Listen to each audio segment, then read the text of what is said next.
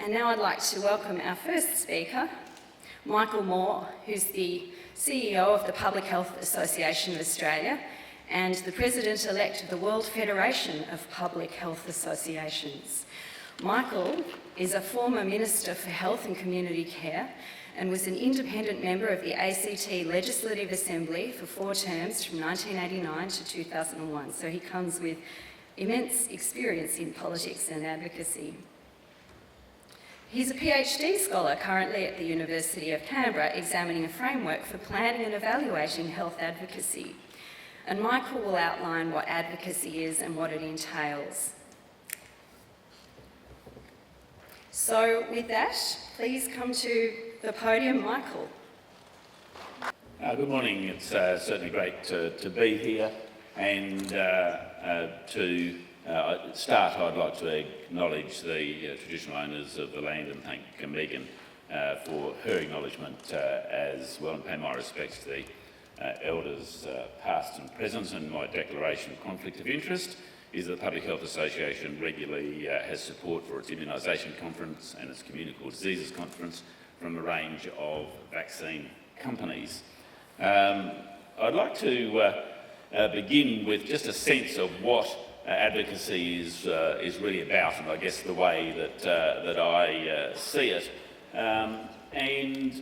Of course, sometimes we actually think that advocacy is really about bullying, giving people a hard time, and sure, sometimes it is. Advocacy is primarily about building relationships, and we do this in a range of different ways. And when we talk about building relationships, people tend to think of building relationships with a minister or the head of the department or somebody of that kind. But of course, there's also the relationships with the media, and as well through the media, your relationship to the general public, in the sense of how you are perceived and your credibility in that goes. But when we are talking about advocacy, in my mind, it is essentially a political. And so I've got a couple of quotes here from Machiavelli.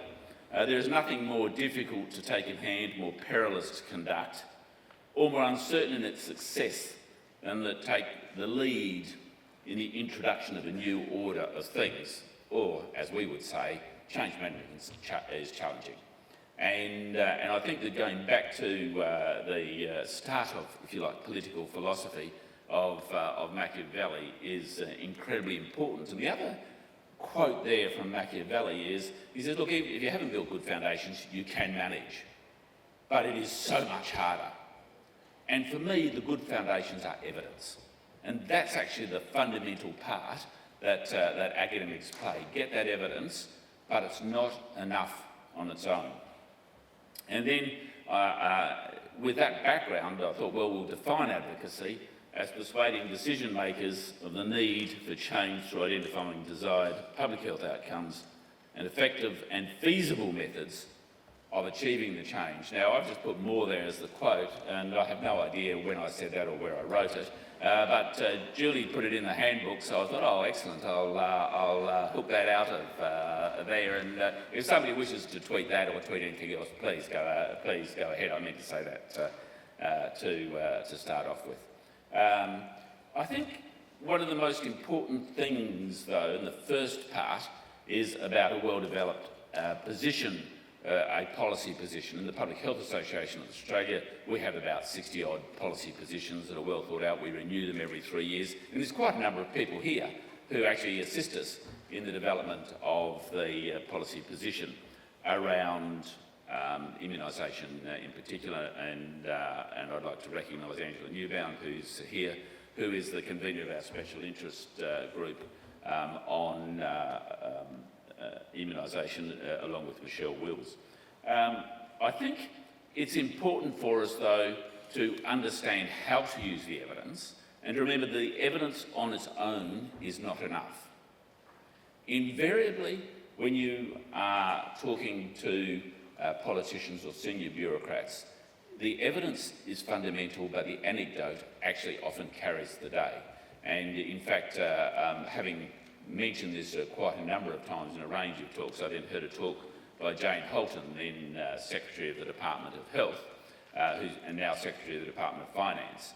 And she also emphasises the importance of the anecdote in carrying something through to final business, because the anecdote is part of that building the relationship that is there. So in no way am I reducing or minimising the impact of the evidence. It's fundamental. But then you need to go the step forward, and you have to remember that when we are trying to achieve our goals, there's invariably somebody else who is trying to undermine that goal. And that's why I've got this little video here from that illustrates the case when it comes to smoking, but I think we can extrapolate.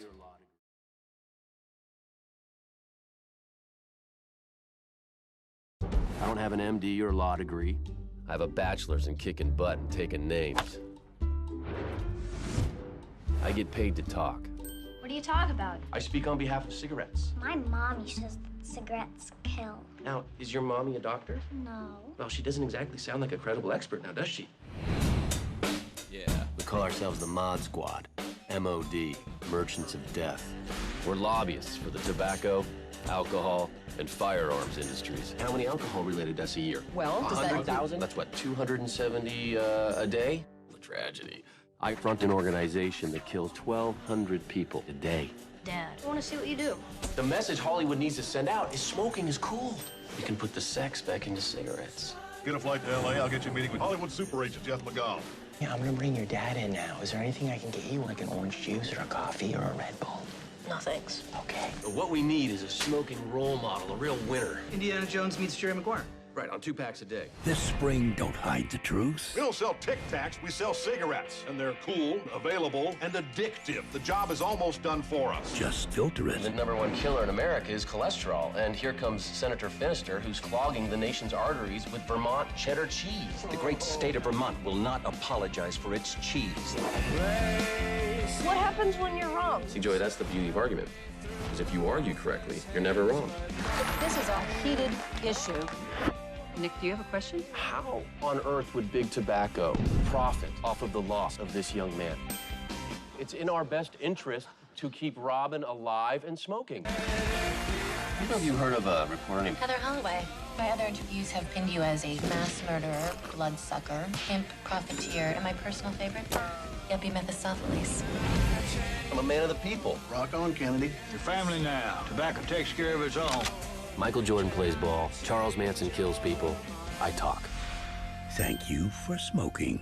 Sony has a futuristic sci-fi movie they're looking to make. Cigarettes in space. It's the final frontier, Nick. But wouldn't they blow up in an all-oxygen environment? Probably.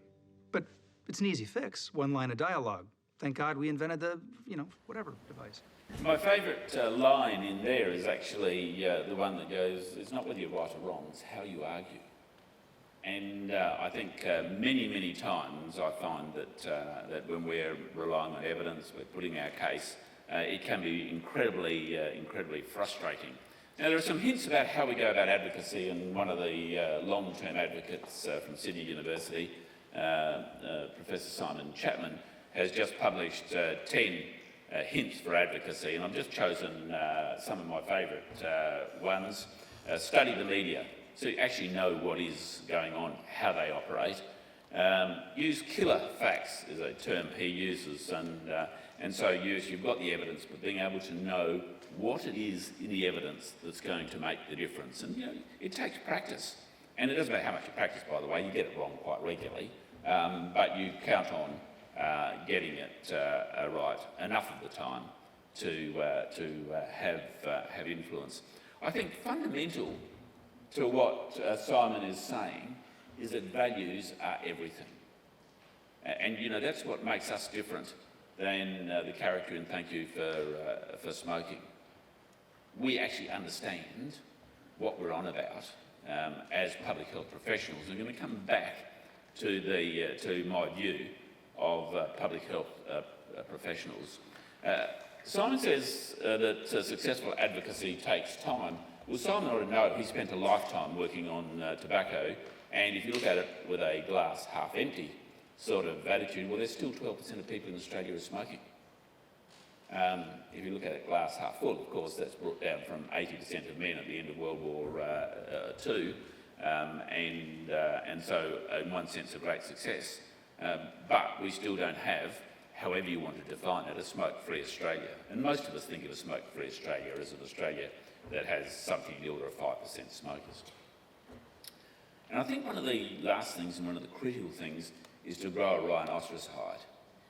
Because even when you're actually advocating in really sensible ways for better health, there is always somebody out there who has a different perspective. Now, we're at a university. Everybody has a different perspective on everything. But when you read it in the media and you're being tackled and you know everybody else is looking at it, it can be quite difficult and quite challenging. Although I do have a little reflection on this. I used to say when I was a health minister that the third day on the front page of the paper you knew you had a problem, because you were always under criticism, usually about hospitals. Just as an aside, one of the tools that I always used was I had been heavily involved in drug policy, the values and change in drug policy. The values were there, and so what I would do is I would always have press releases ready. So when I was in strife over hospital waiting lists, it was almost always hospital waiting lists. Then after the second day you go, nah. And so I'd make some outrageous, as far as some people are concerned, announcement about what we're going to do on drug policy, illicit drug policy, and of course that the media would move across to that. So distraction are a really important element of advocacy as well, and remembering that's what I was doing. Well, if I was doing that, what are other people doing? And if those who oppose your ideas are interested, they will use distraction as a technique as well. Now, as part of Julie mentioning my PhD and reflecting on what I'm doing